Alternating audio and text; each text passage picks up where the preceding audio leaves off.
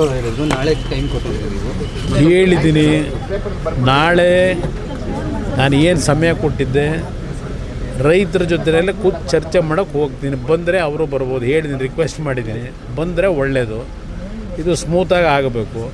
ನಿನ್ನೆಯಿಂದ ಕೆಲವರು ಒಂದು 15-20 ಜನ ಕೂರಿಸಿದ್ದಾರೆ. ಈಗ ಅವರು ಒಂದು ಕಡೆ ನಮಗೆ ಭೂಮಿ ನಾವು ಕೊಡ್ಲಿಕ್ಕೆ ತಯಾರಾಗಿದ್ದೇವೆ ಅಂತೇಳಿ ಅವರೊಂದು 20 ಜನ ಈಗೇನು ನೆನ್ನೆ ರಾತ್ರಿಯಿಂದ ಟೆಂಟ್ ಹಾಕೊಂಡವ್ರೀಗ ಅದ್ರ ಎದುರುಗಡೆನೆ.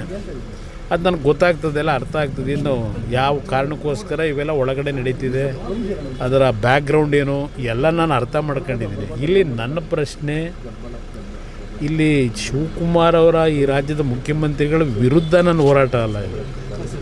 ಇಲ್ಲಿ ರೈತರು ಒಂದು ಬಾರಿ ನನ್ನ ಹತ್ರ ಬಂದು ರಿಕ್ವೆಸ್ಟ್ ಏನು ಮಾಡಿದ್ರು, ಈಗ ಒಂದು 7 ತಿಂಗಳಿದ್ದೆ. ಅದರ ಆಧಾರದ ಮೇಲೆ ರೈತರು ನಾವು ಭೂಮಿ ಕೊಡಲಿಕ್ಕೆ ತಯಾರಾಗಿಲ್ಲ ಅನ್ನೋದು ಮೆಜಾರಿಟಿ ಒಪಿನಿಯನ್ ಏನಿದೆ. ಅವರ ಹೋರಾಟ 450-470 ದಿವಸ ಆಗೋಗಿದೆ. ಈಗ ಅವರ ಒಂದು ಅಹವಾಲಿಗೋಸ್ಕರವಾಗಿ ನಾನು ಇದಕ್ಕೆ ಇಂಟರ್ಫಿಯರ್ ಆಗಿದ್ದೀನಿ.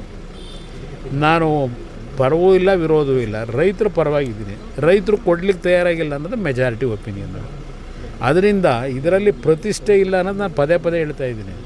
ಈಗ ರೈತರೆಲ್ಲ ಒಪ್ಕೊಂಡ್ರೆ ನಂದೇನು ಅಬ್ಜೆಕ್ಷನ್ ಇಲ್ಲ, ಧಾರಾಳವಾಗಿ ಮಾಡ್ಕೊಳ್ಳಿ.